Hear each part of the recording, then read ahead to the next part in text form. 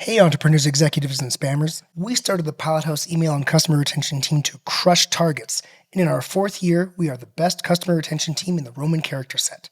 We use campaigns to fire up the addresses you spent so much money to acquire and build effective automations that keep your engagement window fat and drive value that you can amortize over years. The cheapest customer is the customer you already have, and the most effective ad funnels go to high-intent audience. Come to pilothouse.co, fill out the lead form, and ask to speak with me directly. I'll give you a free audit. Back to the show. In the inbox late night, glowing screens see the light. Email, everything feels alright. A really useful methodology to think about your site, think about the things that happen and how quickly they must happen. If someone cannot convert in your average session time, then the average session is too short to make money. 4 different things you must do. If you want to get someone to convert, they must go through this. When someone hits your website, you have to prove that you're not an ass. It is very detrimental to pop your pop-up before they even know, is there something here for me? Because they're going to X out to figure out if there's something there for them, and then your pop-up's gone. If you're not thinking about this, then you're just focusing on way too much. You want to focus your efforts where you get maximum leverage.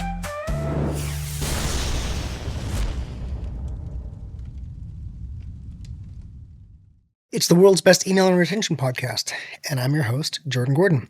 We are a member of the DTC network of podcasts and the philosophical home of the Pilot House email and customer retention team. If you want to make low-cost revenue a large part of your digital ecosystem, then follow us on your favorite podcast app today. This time we are going to discuss the 4 stages of the website purchase funnel. Of course, this is the world's best email and retention podcast, but our team also does site optimization and general CRO. History for those who are new to the pod.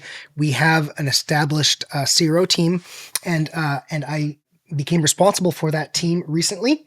Yeah, just because, hey, all the ways that we brought email to the world, the company entrusted me in bringing our CRO to the world as well. And so it has been a pleasure. I mean, what do I bring to that team? Hey, I've been working on websites for 25 years, right? Although they certainly have grinded in different ways than I have, the CRO strategists there. And so it's been a pleasure working with them and bringing up some of the great research that we've done at Pilot House, and through the pod being able to expose my audience, you, to that. So we're going to go through just some foundational framing for how to think about your website, and then probably use this framing to break these different stages up and do some focus in future weeks and months. When we last talked, I was in front of the lake in my sister's backyard on the majestic Puget Sound. Now I'm here and settled in supernatural Port Alberni, British Columbia. So, yeah, nice to be back. Let's think about your website conversion process in 4 different stages. 4 different things you must do. If you want to get someone to convert, they must go through this. These time frames that I'm going to give you have been studied, and they fit into different other ways. Like our email team had tested some stuff, and it's like, oh, actually that time frame kind of confirms. So importantly, these time frames aren't pulled out of a hat. They're studied, and the things that have to happen in these time frames are studied. If you get these right, your conversion rate goes up. If you get them wrong, you get bounces, right? So this is kind of like, let's call it bounce avoidance, right? Just keeping people going until they get to the point where they're ready to purchase or convert in some way. First stage, 0 through 2 seconds. In the first 0 through 2 seconds, when someone hits your website, you have to prove that you're not an ass, right? It needs to be bug-free. Things need to load fast. I mean, we've all heard, and we can confirm on our end through our own work that if you've got a slow page, people hit the back button. They bounce. Beyond just being bug-free and having the page load, you also need to immediately have strong visuals. You need to have good photo shoots. If you do that in the first 1 to 2 seconds, and you just show that you're not an ass, they're going to stay. If in that first 1 to 2 seconds, any of these things are wrong, the page doesn't load, it looks bad, there's weird things going on, people are just going to click back. So if you want to get someone to convert further on in their session, and you don't at least get this right in 2 seconds, you're done. You're cooked. Your conversion rate's 0.5%. I see it all the time. 2 through 5 seconds. In the next 2 through 5 seconds, after your professional page has loaded, you need to answer for the user. Is this for me? Am I in the right place? Am I somewhere that's going to benefit me? And this now gets into messaging, right? So critical for this are your headline and your subhead. So make sure the messaging is making it clear that for that user, the product or service is going to solve some need of theirs. Now, this is where you might use landing pages too. Keep in mind, like if you've got multiple psychographics or multiple segments of some kind, you've got a homepage. That homepage is only going to speak to one of those groups, and you can't boil it down. I mean, it's nice to really boil it down to a headline that speaks to everybody. But if that just simply cannot be done, you need multiple places to send someone. So if you have not sent the person to the right place, then in that second 2 to 5 seconds, in second 3, 4, and 5, if they cannot see that this is something that's meeting one of their particular needs, they're going to bounce. They're clicking the back button. So certainly look at your site, right? Look at your top entry pages and ask yourself, within 5 seconds, do they know that this is a service or product that is a benefit to them? And consider, now that we're thinking about where you're landing people, of course, consider some traffic is problem unaware, some traffic is problem aware, some traffic is solution aware, right? If you've got a whole lot of stuff going on Meta, you need different entry pages for the people who are, if someone is problem unaware, like they don't even realize they have the problem, like, 75% of Americans have this foot fungus or something like that. You know what I mean? Oh, I didn't even realize I had that. There's such a high chance that I have that foot fungus. If you're going to speak to that person way differently than someone who's like, I've got a nasty foot fungus and I need a solution now, right? 2 to 5 seconds, right? After the page loads, they need to know in 3 seconds. Okay, then 5 to 15 seconds. So the page is loaded and they know I'm in the right place. Hey, there's something here for me. Next, you need to answer the question, look, can I trust this supplier? And not just trust on like a moral standpoint, like are they going to rip me off? Although obviously you want to make sure that they don't think you're going to rip them off.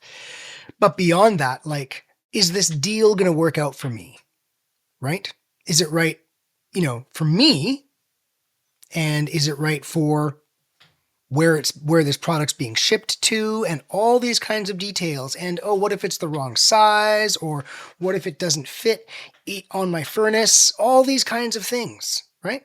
You have 5 through 15 seconds. Is this deal going to work out? Okay. And so what are some things, right?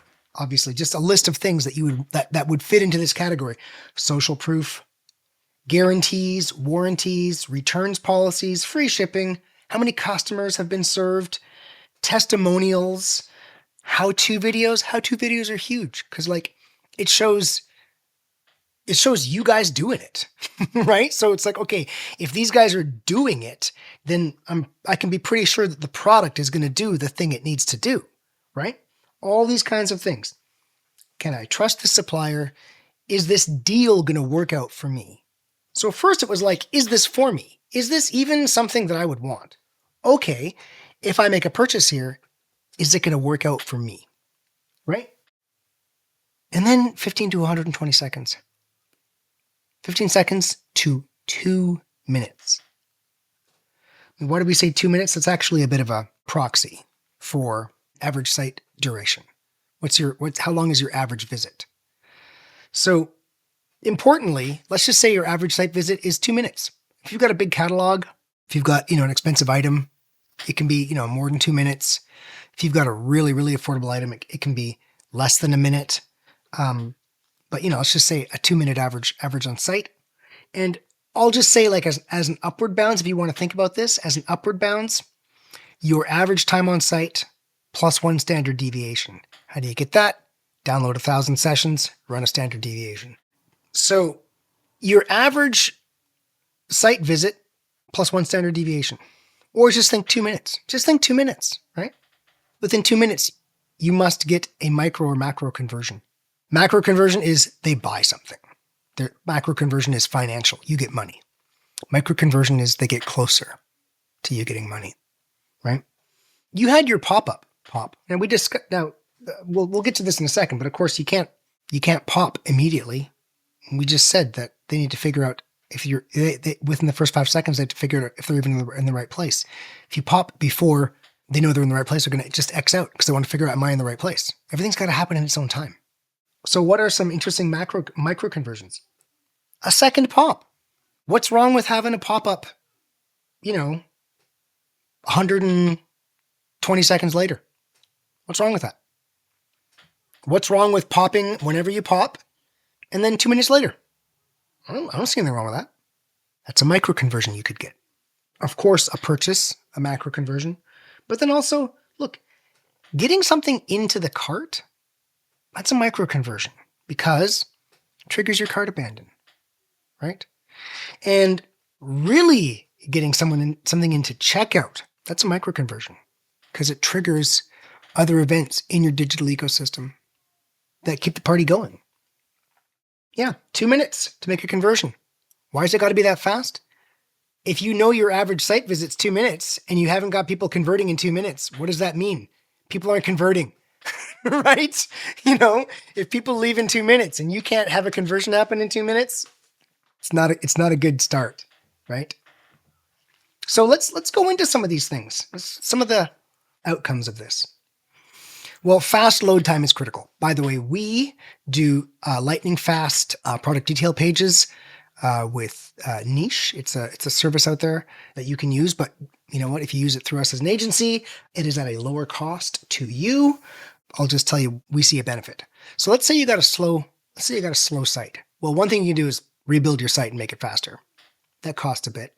Or you could just pick, if you want an immediate lift, pick the most high traffic, high converting, kind of important, critical pages on your site, like your PDPs, and just use a product to jimmy them and load them really fast. And you get an immediate benefit.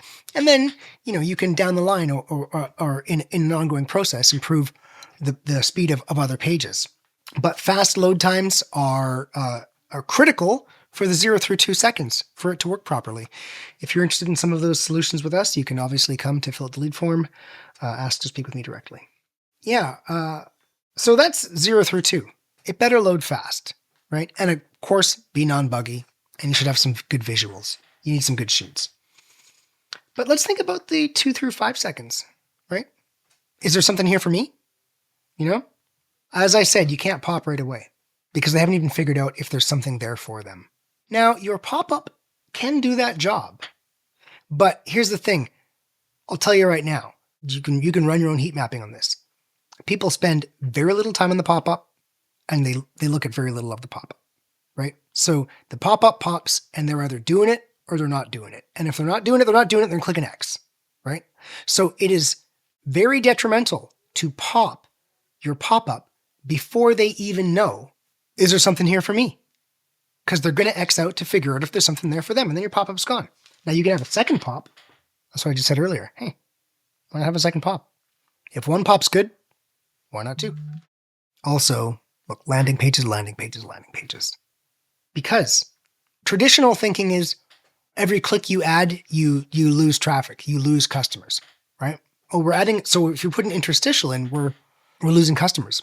But what you don't realize is if they go to a site that does not meet their needs, and what did I just say? We got to make sure, like, you have to speak to the different personas, psychographics, and awareness cycle stages, being problem unaware, problem aware, solution aware. You can go find different models for how to think about that. But if you bring them somewhere that does not match their place in that set, then in seconds 3 through 5, right, you're going to have a massive bounce rate because they're going to go, oh, there's nothing here for me. This isn't for me. So you need to add that click because otherwise, in certain cases, you need to add that click. Otherwise, you're just increasing your bounce rate and killing your conversions because in seconds 3 through 5, this must happen because otherwise we know they do not continue. They just exit. Also, there's some sexy stuff you can do with Klaviyo and Rebuy and Shoplift to have completely custom homepages by Klaviyo segment. So if you knew something about your customer, like prospect, first-time buyer, repeat buyer, or had they clicked on a certain PDP or not, to create some, or quiz. If you have a vigorous enough quiz response set, using quizzes to find certain psychographics. Klaviyo predicts someone's gender. It's actually based on first name, so it doesn't guess on Alex. Whatever, that's kind of hacky and Mickey Mouse. But point being, if you've got a Klaviyo segment that defines who someone is on those things we just discussed, persona, psychographic, awareness cycle, problem unaware, problem aware, solution aware, whatever. If you've got any way to define them, you can have a completely custom homepage that has custom text, has custom, because Rebuy has custom dynamic products that match that segment, everything. So I just said landing page, landing page, landing page. Okay, also you could be pretty sophisticated and just have a dynamic site do it all, right? I mean, it's crazy the technology that we can use now to just make, one page do 8 different things, right? That technology just exists now. By the way, we manage Klaviyo, Rebuy, and Shoplift. That's how we know. On the 5 through 15 seconds, right? This is like, is this deal going to work out for me?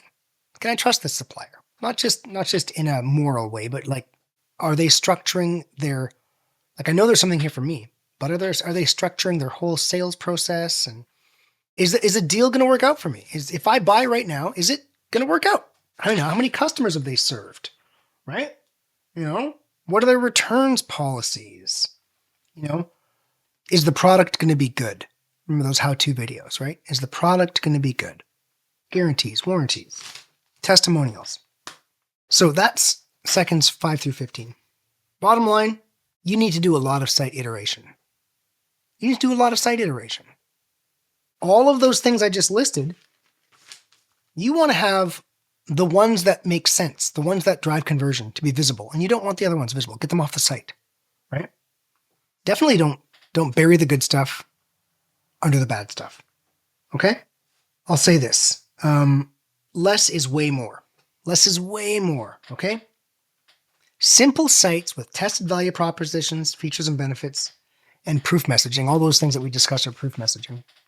Sites that are simple sites that have tested through that and are showing the good stuff, those sites win. Often when I go to a site and it's clean, it's just immediately I'm like, oh, this is going to convert.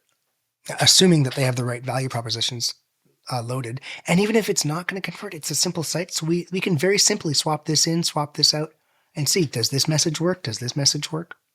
Right? When you go in, it's like all over the place. It's like, where do we even start optimizing this? There's so much stuff here, right? So don't bury the good stuff under the crap. Less is way more. Okay, on the 15 through 120 seconds, this is where the conversion has to happen. So the site loaded and they realize these guys are not assholes. Second, they realize there is something here for me, right? At least what they have is for me.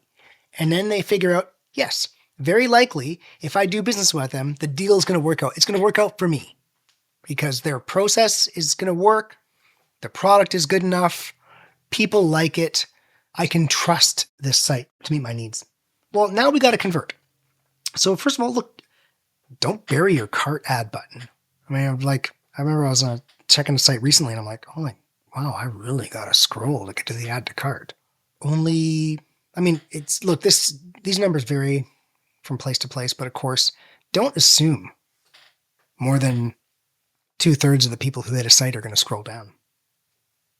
Don't assume that. So don't bury your cart ad. I just said one of your micro conversions. Get it in the cart, trigger a cart abandon. Okay. Don't bury your cart ad.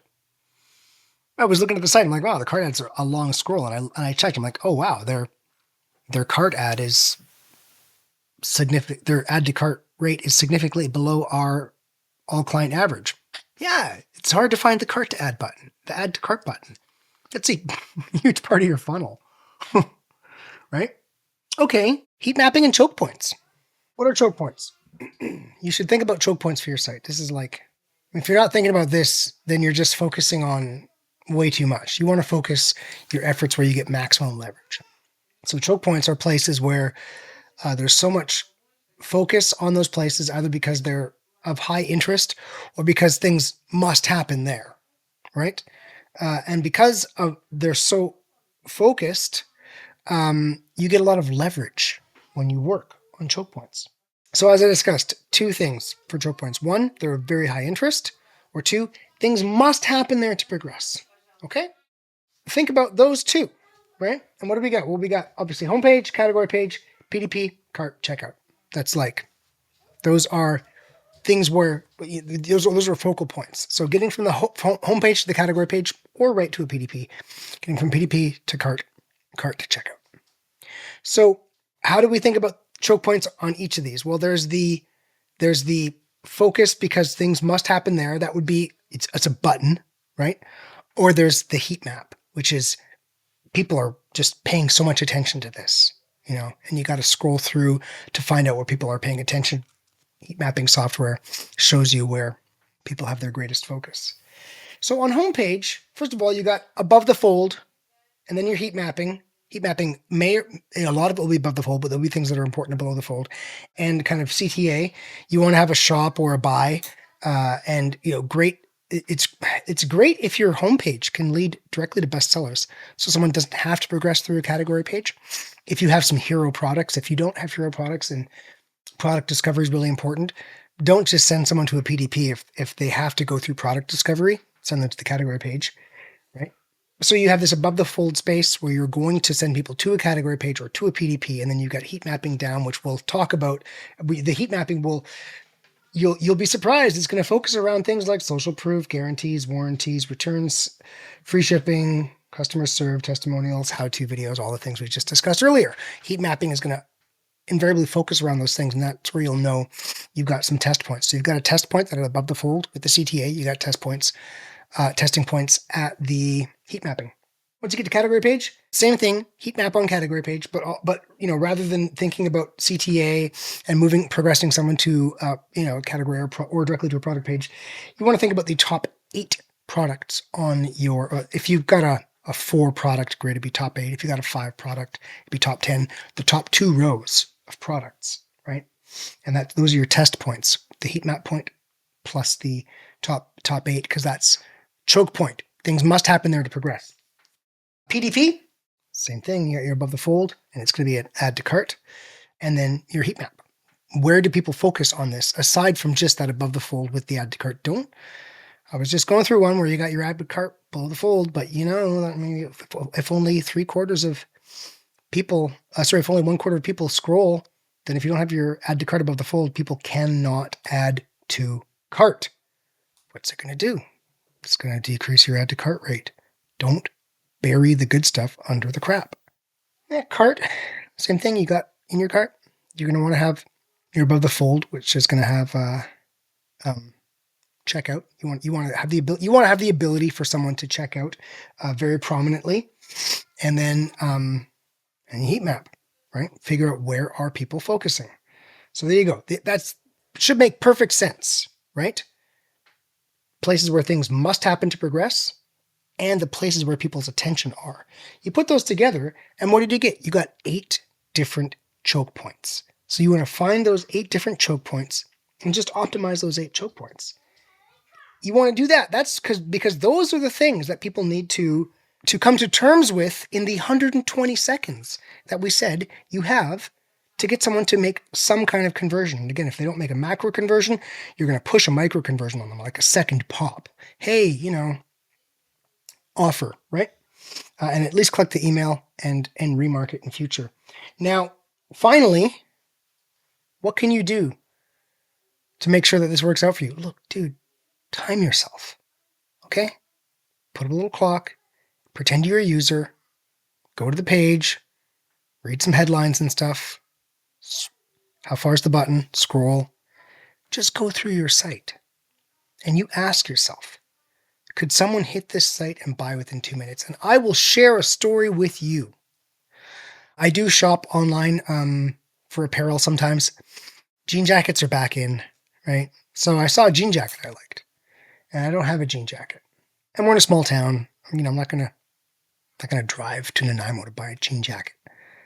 So I went to the site, and you know what? Like I was just excited about the jean jacket, so I went through and I bought it. I just bought it right then and there. I didn't afterwards. I thought to myself, hey, I didn't even do the pop up to get my 10% off.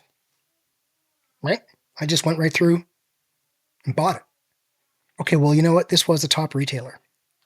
So obviously their site can convert someone in 2 minutes. All the things that we just discussed, they've obviously tested all those things. Right? If your site is not like a top retailer, if someone has to fight to convert, they're not going to convert. They're going to just walk away and go to someone where they'll just go to Amazon where it's easy to convert. Right? So, how many times have I said this on the pod or on the DTC pod? What you're really trying to do is say, my product is better than the kind of average no-name one on Amazon. And as far as website, you're going to say, my site is better than Amazon because it's easy to purchase, just like Amazon, but you get the value of knowing that you're shopping from a top brand that is entirely focused on this and is going to help you discover the products that are right for you, which is not really what Amazon does. Amazon just presents it all, and you kind of have to figure it out for yourself. So you being that preferred and trusted partner, that's great. But if it's not easy to convert, doesn't matter, because they're not going to convert. If it's not easy to convert, you're not going to get the conversions. So that's why you'd want to think about that little four choke point funnel, the places where things must happen, and the heat mapping for where people focus their attention. All right. We went through a really useful methodology in closing to think about your site and think about the things that happen and how quickly they must happen. Because if someone cannot convert in your average session time, then the average session is too short to make money. So when we think about that homepage, I've gone through some stuff with you. Remember, I've gone through a bunch of different homepages with you, and like what they're trying to do on the homepage is help you self-discover to get you on a category page as quickly as possible. Right? I've also, looked at some homepages, some great homepages where like above the fold, it's just the message. The message to the user to say, hey, what's in this for me? And then shop, get you to the category page. And below that, if they scroll, rather than sending to the category page, it's going to feature the hero product, click through, get you to that hero product. Or you could do the opposite. If it's just a hero product kind of business, on the homepage, it's the message, is there anything here that's actually for me? And then boom, right away, get them to that bestseller category page. It's like homepage is like first drive in a manual internal combustion engine vehicle. I realize lots of people are doing electrics these days. I love a manual. I love to hug the curves. I'm an old guy, whatever, right? So I have no plans to buy an electric car until the government forces me to. And when they do, I will. But the first gear, it's just to get the car going. That's what it's for. No one cruises around in first gear. Your homepage is like first gear. It's just to get the user to somewhere that makes sense, which is a category page directly on a PDP for some of your essentials. You know what I mean? Generally those two. I mean, way down the page, you might start moving them to some things like blogs and videos and how-tos and stuff like that. But you want to get them on a category page or a PDP as quickly as possible, because I just showed you all that stuff. Like if you want them to know if this product is right for them, you have to get them on a category page, and they have to make that decision between 5 and 15 seconds. Because between 5 and 15 seconds, they're already starting to lose. Our attention spans are so short. They're like, hey, where's my next tweet? You know what I mean? So they have to make that kind of emotional decision. Like, yeah, this is probably right for me. I'm going to get something out of this. I'm going to get something positive out of doing business here. They have to get that within that 15 seconds, or you're going to lose them. So you got to get them to where they can do that as quickly as possible. So that's how you'd focus that homepage choke point, right? One, think about above the fold for the choke point, and then look at the heat mapping and see what's grabbed their attention. Oh, that's grabbed their attention. Okay, well, I better incorporate that into the choke point, the button choke point, because that's where stuff has to happen. You got the heat map, which is the attention, and the button, which is where things have to happen. And so that's how I'd think about that homepage choke point. And then you put that same kind of thought everywhere else. Of course, once you get to the category page, you start working on those things we discussed, right? The proof messaging, right? Prove to them that you're the right one. All right, entrepreneurs, executives, and spammers, have fun spamming. In the inbox late night, glowing screen, see the light. Email, everything feels alright.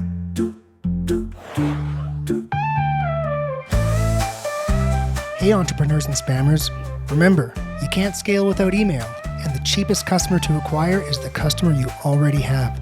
So please subscribe to the world's best email and retention podcast and learn how to make low-cost revenue a big part of your digital ecosystem.